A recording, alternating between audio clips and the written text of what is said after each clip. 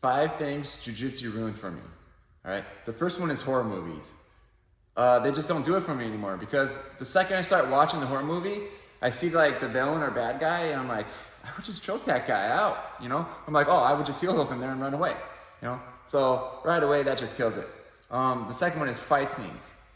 Right away, when I start seeing like a fight scene in a movie, like a John Wick movie, he's doing all these fancy moves, they're flawless, okay?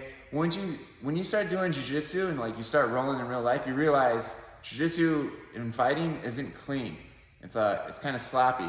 There's a lot of mistakes that happen, and even when you watch the best guys in the world, it's not clean, you know? There's a lot of improv, you know, they're using technique, but it's never like perfect like it is in the movies. So like right away, that just kills it for me. The third one is, I never know what to talk about in social settings anymore, because all I do is jiu-jitsu. So I know if you train jiu-jitsu all the time, you're probably going to places like, all right, today I'm not gonna mention jiu-jitsu. And then you just end up just standing there just not talking about anything. So it's kind of awkward in those situations there. The fourth one is watching other sports is kind of boring now, because, you know, I have fun doing jiu-jitsu. I know what it feels like to do the sport now. And so like when I watch any other sport, like either I want to do the sport or I just can't be watching it, because I have to be doing something now, you know? And so that's a good thing.